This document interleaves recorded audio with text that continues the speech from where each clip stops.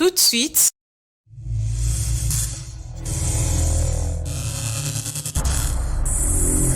le journal.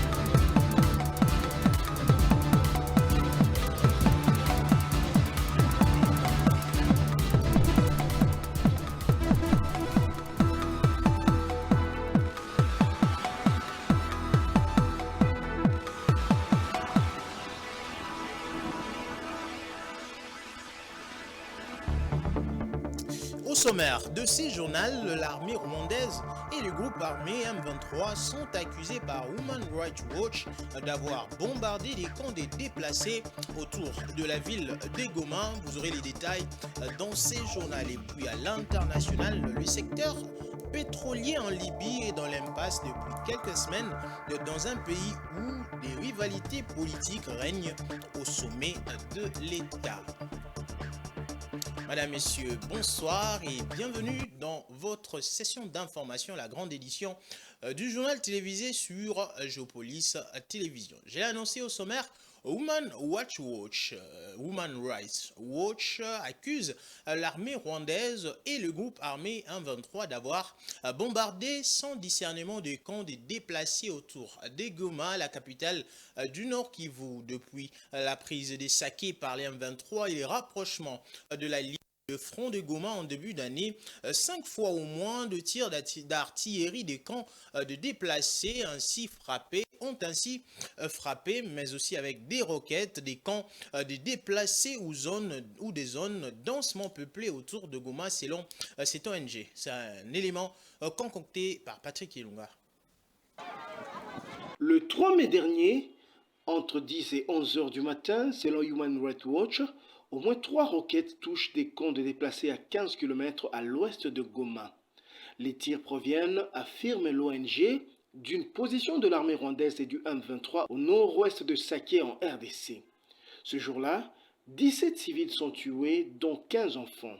Quelques semaines plus tôt, le 2 février, c'est une roquette attribuée aux forces rwandaises et au M23 qui est tombée à moins de 100 mètres d'une école primaire, peut-on lire dans ce rapport qui documente des possibles crimes de guerre et dénonce un mépris total à l'égard de la vie de civils de la part de rebelles.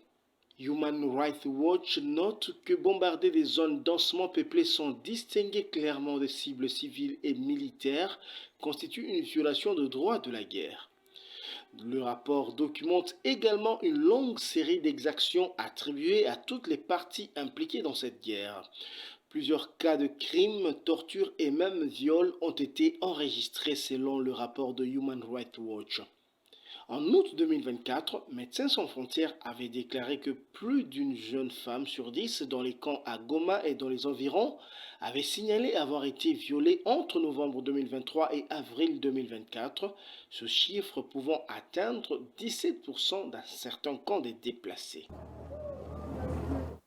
Et puis, l'honorable Jean-Michel Samaloukonde, président du Sénat, a pris part à la 11e réunion de la CECA à Malabo, en Guinée équatoriale, du 26 au 27 septembre dernier. Il a mis en avant le rôle de la République démocratique du Congo face aux défis environnementaux, technologiques et économiques, tout en abordant la situation sécuritaire préoccupante à l'est du pays, sollicitant ainsi le soutien de ses homologues. Suivez. Conduite par son président Jean-Michel Samaloukonde, une délégation du Sénat de la République démocratique du Congo a séjourné le 26 et 27 septembre 2024 à Malabo, capitale de la Guinée équatoriale. Les présidents du Sénat affirment y être allés dans le cadre de la diplomatie parlementaire menée aux côtés du président de la République Félix-Antoine Tshisekedi Tshilombo, lui, le premier diplomate congolais qui prône la présence de son pays partout où la défense de ses intérêts l'exige. Faisant le point de la participation de la RDC devant la presse, le président du Sénat congolais a souligné que l'ACK se réunissait sur des thématiques importantes, notamment la question de l'intégration de différentes communautés pour faire valoir ce qu'elles peuvent avoir en commun. Sur ces questions que nous avons en commun, il a été mis en exergue cette question du développement, la question de l'environnement et la question technologique en ce qui concerne l'intelligence artificielle. Nous avons d'abord affirmé qu'avant de parler de toutes ces questions de développement ou d'environnement et autres, il faut d'abord parler de la paix et de la sécurité. Et on le sait, la République démocratique du Congo est toujours en proie à ces violences à l'est de la République démocratique du Congo, causées par le M23, soutenu par le Rwanda, et aussi les ADF NALU, qui sont un groupe terroriste. Et donc pour nous, c'est le chapeau. D'abord, la question de la paix et de la sécurité, pour tous ceux dans quoi nous sommes engagés, nous souhaitions avoir le soutien. Les thématiques liées à l'environnement et l'intelligence artificielle ont été aussi évoquées lors de ces assises. Sur les questions environnementales, vous le savez, nous nous présentons comme pays solution. Et partout où nous pouvons, nous disons simplement que nous attendons des mesures d'accompagnement et de compensation. Parce que nous contribuons et nos populations qui préservent ces forêts au détriment de tout l'intérêt qu'elles pourraient avoir parce qu'elles dépendent de ces forêts, doivent être compensées, de manière à ce qu'elles puissent avoir des énergies alternatives, mais aussi droit à l'éducation, à la santé et des infrastructures de base qui leur permettent en tout cas un bon développement économique. Sama Lukonde a fini ses propos en souhaitant une bonne application de résolutions qui ont été prises. La route de poids lourd, l'une des principales voies de la capitale congolaise, est affectée par un trou près de l'endroit appelé Pont Bralima. Selon les usagers de cette route, ces problèmes est à l'origine des embouteillages monstres dans ces secteurs. C'est un reportage de Francine Moukeba et Giscard Tamba. Il n'y a pas si longtemps, la route des poids lourds s'est présentée comme l'une des plus majestueuses de Kinshasa, un véritable emblème de la ville. Mais, hélas, les temps et les manques d'entretien en ont fait un chemin de désolation, se dégradant jour après jour. Non loin de l'arrêt appelé Pont Bralima, un bouchon dans les caniveaux a causé le déversement des eaux usées d'une brasserie sur l'asphalte. Ces petits incidents, au départ inondé, a rapidement engendré la formation des nids de poules. Dans l'indifférence quasi totale des autorités compétentes, la situation s'est aggravée. La tuyauterie, déjà défectueuse, a fini par céder, libérant un flot d'eau supplémentaire qui a creusé un gouffre au grand désespoir des passants. Aujourd'hui, emprunter cette route est devenu un véritable combat de gladiateurs. Chaque véhicule doit manœuvrer avec une précaution extrême, évitant de se retrouver piégé dans cette flaque d'eau nauséabonde, générant des embouteillages incessants.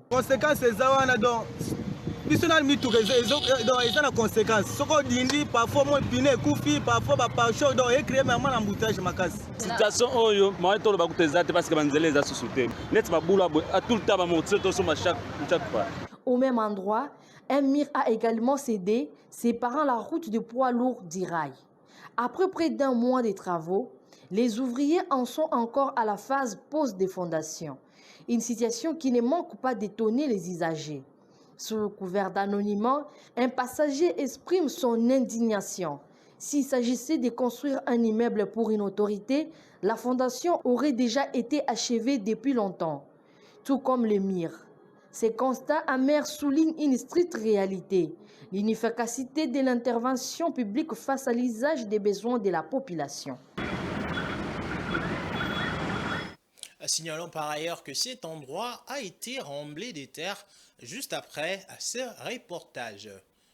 Clôture le samedi 28 septembre de la 5e édition du Salon de l'étudiant à l'Institut français de Kinshasa, organisé par Campus France avec l'appui de l'ambassade de France en République démocratique du Congo. Ces assises avaient pour objectif de valoriser l'enseignement supérieur et universitaire tant congolais qu'est français. Retour sur la première journée de ces salons le vendredi 27 septembre dernier avec Liné Kabamba.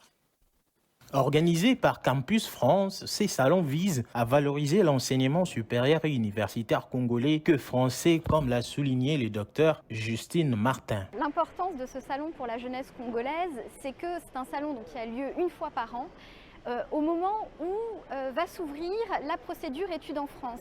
C'est-à-dire que dans quelques jours, les étudiants congolais vont pouvoir postuler, commencer à postuler pour poursuivre des études en France. Donc c'est l'occasion pour eux d'abord de rencontrer des établissements d'enseignement supérieur français, mais également congolais, parce que tous les étudiants ne vont pas commencer par une licence en France. Certains vont d'abord faire leur licence en RDC, puis ensuite continuer sur un master ou bien voilà, sur d'autres types de formations, d'ingénieurs ou de commerce par exemple. Donc c'est une occasion, une opportunité d'aller à la rencontre de ces établissements, mais aussi de se renseigner sur la procédure elle-même, comment est-ce qu'on fait, mais également de mieux comprendre comment l'enseignement supérieur français est structuré, de pouvoir se renseigner sur des filières vers lesquelles ils souhaitent s'orienter, par exemple les filières d'ingénieurs, de pouvoir rencontrer également des professionnels du secteur. Voilà, on va avoir des gens qui vont pouvoir intervenir sur les assurances, qui recrutent beaucoup aujourd'hui en RDC. Et ce qu'il faut bien comprendre, c'est que le LMD en France et en Europe, il a été pensé pour accompagner les étudiants vers un métier, vers une insertion professionnelle. Elle a ensuite présenté les conditions requises pour s'inscrire à Campus France. Alors, pour pouvoir postuler via Campus France, qui est vraiment la plateforme à partir de laquelle on peut s'inscrire en France, et le prérequis de base, c'est l'obtention préalable du diplôme d'État. Dès lors qu'on s'inscrit dans l'enseignement supérieur, il faut avoir le niveau requis pour l'inscription dans l'enseignement supérieur. Donc le diplôme d'État doit avoir été obtenu, ça c'est la première des choses. Et puis ensuite, si on doit conseiller les étudiants, c'est en effet avoir une idée précise de ce qu'on veut faire dans la vie. Notons que cette première journée du salon a vu la participation de l'ambassadeur de France en RDC, Rémi Maréchaux, ainsi que de nombreux jeunes venus de 4 coins de la ville. Dans son discours, l'ambassadeur a souligné l'importance de l'enseignement supérieur français sur la scène internationale, notant que la France accueille chaque année de milliers d'étudiants africains, dont seulement 2800 viennent de la RDC. Rémi Maréchaux a également rappelé que l'éducation est un puissant levier pour le développement. Et c'est donc vous qui, par vos études, par vos efforts pour obtenir un diplôme, par l'acquisition de savoir et de compétences, serez les vrais acteurs du développement et de la transformation de la RDC. Ces salons, qui se clôturent le samedi 28 septembre, a été conçu pour orienter et donner le clé aux étudiants pour réussir leur projet d'études, que ce soit en RDC ou en France. Le monde entier célèbre la journée internationale de l'accès universel à l'information. Cette journée qui est célébrée chaque 28 septembre. Et à cette occasion, à Kinshasa, il s'est tenu ce samedi un événement marquant dans le secteur de la presse. Il s'agit du vernissage du nouvel ouvrage intitulé « Cadre légal de médias en RDC, acquis et défis en perspective » écrit par le journaliste et chercheur Patient Ligodi. Suivez les détails dans ces récits. Devant les autorités politiques, notamment les élus et les membres du gouvernement, le journaliste et les mondes scientifiques, le livre de Patient Ligodi sur le cadre légal des médias en RDC a été porté sur le fond baptismaux ce samedi à Sultani Hotel, coïncidant avec la Journée internationale d'accès universel à l'information. Selon l'auteur, ces livres n'abordent pas la procédure, par contre c'est une analyse du cadre légal des médias au niveau national. Bien avant, le secrétaire général des GED, Chivis Chivwadi, le nouveau président de l'UNPC, Kamanda Wakamana Muzembe, et les représentants du ministre de la Communication et Médias ont eu à commenter les livres avant que le professeur Claude Moukeba ait à faire la recension de l'ouvrage. Cette cérémonie de vernissage a été aussi marquée par un échange en panel avec comme intervenant Maître Charles Mouchinzi, le journaliste Willy Kalingai, le ministre d'État et de la Justice Constant Moutamba et les députés nationaux et anciens journalistes Séverin Bamani. Et en réaction du vernissage de cet ouvrage, quelques participants n'ont pas manqué des mots. Suivez. Le livre de Patient Ligodi est assez clair. Bon, ce n'est pas ce n'est pas tellement un livre juridique comme il l'a dit, c'est un livre éclairage pour moi. Ça éclaire, ça permet aux gens de comprendre la démarche, le comportement même du journaliste. Et ça permet aussi de comprendre ce que l'on veut obtenir du gouvernement. Je suis très heureux justement que pour cet écosystème des médias, on ait fait venir le ministre de la Justice, ministre d'État de la Justice et garde des Sceaux, qui nous a donné des leçons sur notre propre pratique. Il a relevé un certain nombre d'ignorances de notre part, mais également il a relevé un certain nombre de pouvoirs que nous avons mais que nous ignorons.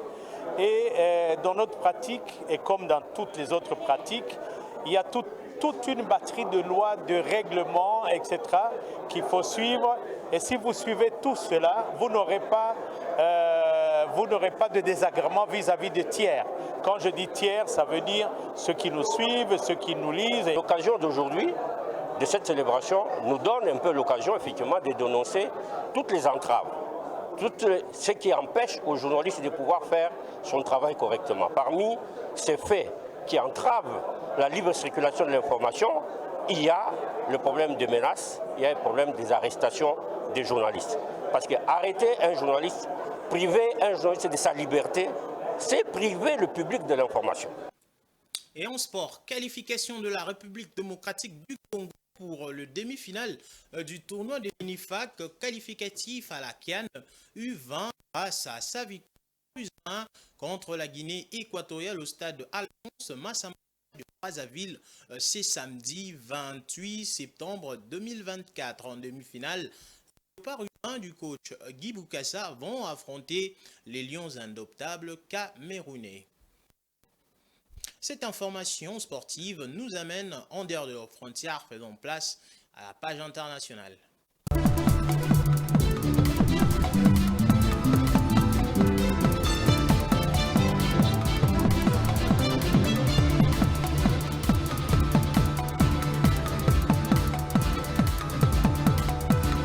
Je l'ai dit au sommaire, c'est pétrolier dans l'impasse depuis quelques semaines en Libye dans un contexte de rivalité politique au sommet de l'État, un antagonisme découlant d'une crise de leadership au sein de la banque centrale du pays. Francine Moukeba nous en dit plus. En Libye, l'impasse dans laquelle se trouvent des activités pétrolières pourrait connaître un dénouement positif d'ici les 2 semaines à venir. C'est dans ces délais, décidé jeudi 26 septembre, que les autorités ont convenu d'établir les nouveaux conseils d'administration de la Banque centrale libyenne. Pour rappel, les postes de gouverneur de cette institution financière, notamment responsable de la gestion de la rente pétrolière, est l'objectif de la discorde entre les gouverneurs de l'Est et de l'Ouest. La situation qui a entraîné la chute de la production d'or noir en dessous de 500 000 barils par jour contre environ 1,2 million précédemment, a connu une évolution positive avec la nomination consensuelle de Nadi Mahomet Isa Belkacem comme gouverneur par intérim. Cette évolution pourrait ouvrir la voie vers l'amélioration du climat politique et la poursuite des objectifs de production de 2 millions de barils quotidiens annoncés par l'État. Les secteurs pétroliers représentent 97% des exportations, plus de 90% des recettes fiscales et 68% du produit brut et 68% du produit intérieur brut de la Libye, selon la Banque africaine de développement. Cette dernière anticipe une croissance de 6,2% pour l'économie libyenne en 2025. Cette projection est corrélée à une stabilisation des prix et à la production de pétrole et de gaz sur la période. Et puis, le Burkina Faso fait partie des principaux producteurs de coton africain dans le pays. Le segment de la transformation est encore à ses débuts, avec moins de 10% de la production qui est absorbée par l'industrie. Suivez. Au Burkina Faso, les importations de fils de tissage et des pagnes tissées sont interdites depuis le 24 septembre et c'est jusqu'à nouvel ordre pour promouvoir la chaîne de valeur coton textile habillement. C'est ce qu'a indiqué un communiqué publié par les gouvernements sur les réseaux sociaux Twitter.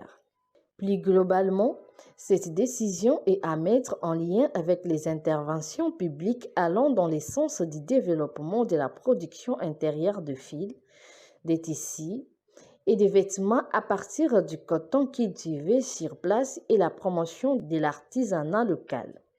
Dans les pays, les pains traditionnels disposent depuis 2019 d'une indication géographique protégée auprès de l'Organisation africaine de la propriété intellectuelle. Ce catalogue, qui comprend plus de 400 motifs créés par les femmes de toutes les régions du pays, s'accompagne également aussi d'un logotype pour lutter contre les contrefaçons. Pour rappel, le gouvernement a annoncé le 4 septembre dernier en Conseil des ministres la généralisation du port de la tenue scolaire en Faso Dafani dans les établissements d'enseignement public et privé pour la rentrée scolaire 2024-2025. Madame, Messieurs, c'est avec cet élément du Burkina Faso que nous bouclons ces journaux, mais d'abord, place au rappel des titres. L'armée rwandaise et les groupes armés M23 sont accusés par Human Rights Watch d'avoir bombardé des camps de déplacés autour de Goma. Vous l'avez suivi dans ce journal et à l'international. Le secteur pétrolier en Libye est dans l'impasse depuis quelques semaines dans un pays où les rivalités politiques règnent au sommet de l'État. Ce journal est complètement fini, Madame, Messieurs. Merci à vous de nous avoir suivis. Restez connectés et branchés sur le programme de Géopolis Télévision. Et surtout, bon dimanche.